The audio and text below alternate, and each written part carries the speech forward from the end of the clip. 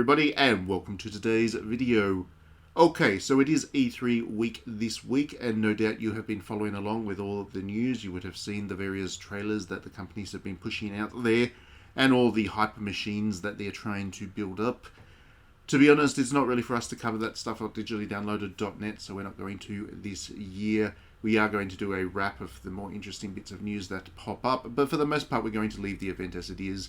We do that because we've realised that we don't have the resources to be comprehensive in our coverage like an IGN or whatever can be. And we already know that the IGNs and GameSpots of the world do such a good job with E3 that for us as an indie kind of publication, there's just no way we can add value to that. So we're not going to. We're just giving you a quick digest each day on DDNet with regards to our top kind of picks of news for the day.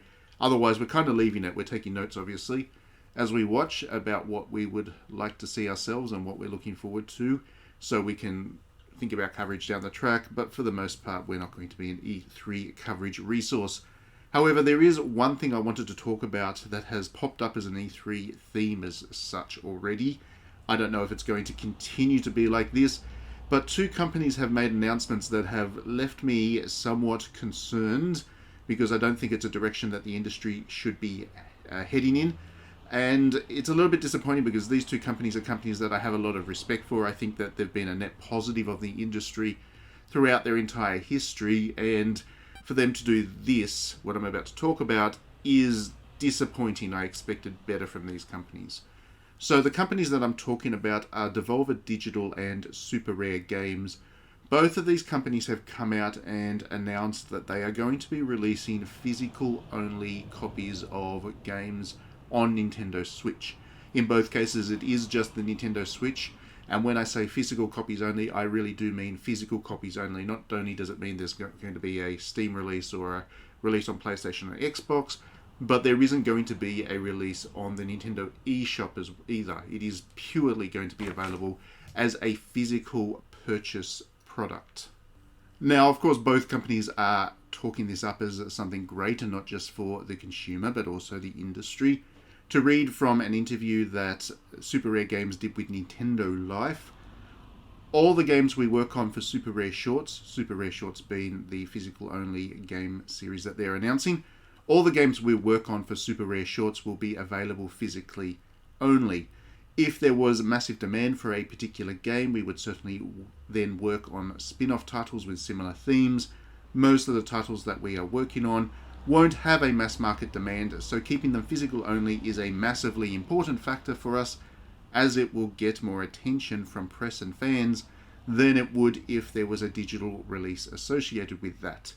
This is a sad reality, but you have to evolve to the climate around games, and by creating an amazing bespoke package with gorgeous art and amazing additional items is a great way of promoting and marketing an indie game.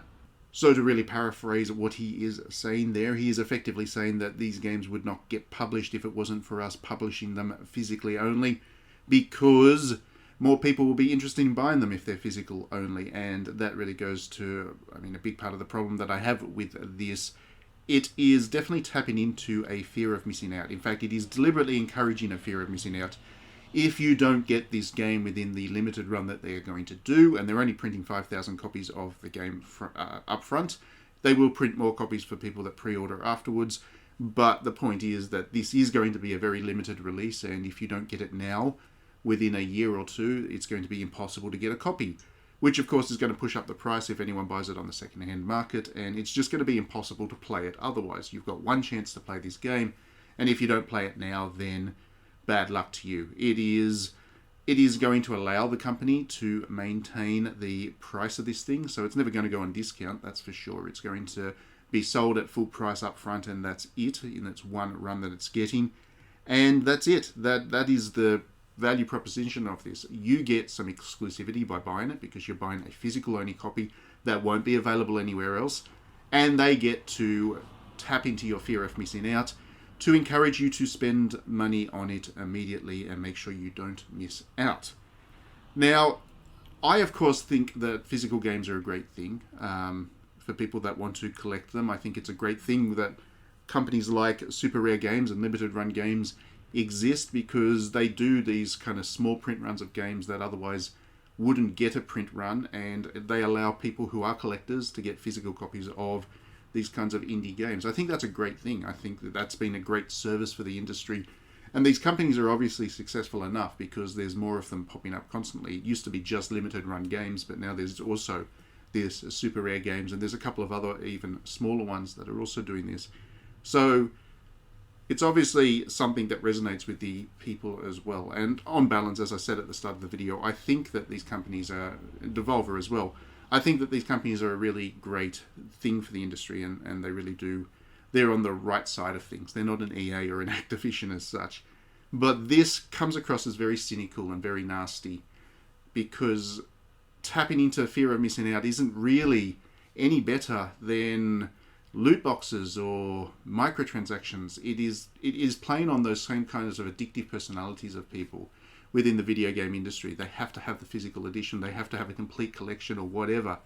And if they miss out, then they get very anxious. It really it deliberately tries to inspire anxiety in order to influence purchasing behaviors. And I think that is really poor from a psychological point of view. I think that is poor in terms of the culture of video games.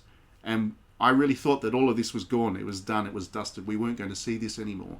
Because it used to be, of course, the default that games were released physically and they weren't released digitally a lot of the time. Then we started to see the digital storefronts pop up like Steam and then PlayStation Network, and Nintendo did its WiiWare and so on. And we started to see some smaller games go onto those ones. Steam always had the big games, but in terms of consoles, we started to see smaller games go onto consoles, and they were available digital only. Or sometimes there was a smaller game that got both a digital and physical release. Nowadays, everything gets both the physical and digital release, and with good reason. People who want to buy the physical product can go into the store and buy the physical product. People who just want the game to play can just buy it straight away on the day it releases and download it and play it and enjoy it and have that experience with the game. And that has been really important for this video game industry because, and this is where I guess my biggest irritation comes from with this, as somebody who really cares about video games as art forms, art needs to be experienced and needs to be accessible for people to have its full impact. If art becomes exclusive, if art becomes something that only a limited number of people can hold, then it loses its potency as something that is designed to encourage people to have discussions. It's designed to inspire, and it's designed to give people the opportunity to discover something new. That is probably the biggest problem with this physical-only release. The only people who are going to buy it are the people who are already interested in it. There's no chance that down the track you'll come across it at random and suddenly discover a new idea or a new art form that really fascinates you that you wouldn't have played otherwise. There have been so many video games that I have played over the years that I discovered late, and I didn't initially have any interest in them, but after playing them I fell absolutely in love with them. And a good example of that is Nier itself. The original Nier I just looked past because the reviews were pretty scathing of it, and another game that was pretty high profile came out at the same time. I think it was Final Fantasy 13. Was it? There was another game that came out that was very high profile at the time, and I was focusing my energies on playing that instead. I picked up Nier quite a bit later on, about 6 months later on, on a whim because it was quite cheap in a store, and it's become my favourite game of all time. Now, if it was a limited run game, if it was in such a limited supply that it was only ever going to be available physically, and it was only going to be released over to people who basically pre-order it, I would never have played that game. And there is every chance that there is going to be some classic games in these super rare games, or the Devolver digital one that they're doing. Some of these games might be absolute classics. They might be incredible works of art that everybody should play, but everybody's not going to be able to play them because they've limited them to this kind of market model. The final point that needs to be made, of course, is this is purely a marketing decision. It's not a cost thing. There is very little additional cost to putting a game on Nintendo Switch after it's already been certified, developed, and produced.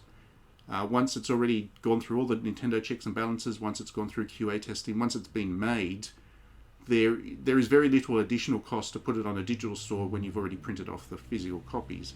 They're doing this, once again, because they want to stroke the fear of missing out. This is their entire market hook, and when that is your only market hook, you've got to be concerned, I guess, about the ethics of doing so, because the only way they're going to sell these things is by making people frightened of missing out. Anyway, that is my thoughts on this. I didn't have too much else to say at this stage. I am not going to be covering these games on digitallydownloaded.net, even if I buy a couple of them. And let's face it, I do feel the fear of missing out, so I probably will.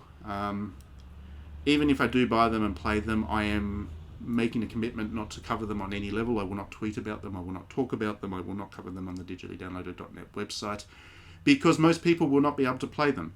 And if these companies genuinely, if this company genuinely thinks that the best way forward and the best way to get press and attention is by limiting how many people can play these games, I am not going to reward them for that.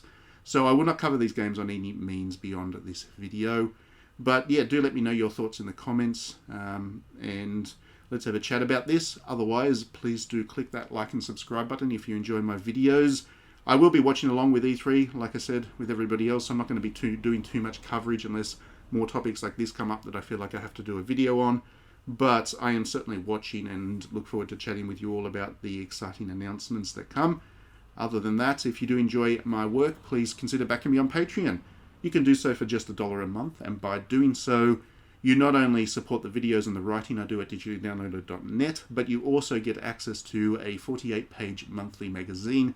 I just published the June issue last weekend, and people seem to be enjoying it. I put a lot of effort into making it pretty and making it interesting with articles that you wouldn't read anywhere else. So, yes, that's another bonus for just backing me for $1 a month on Patreon.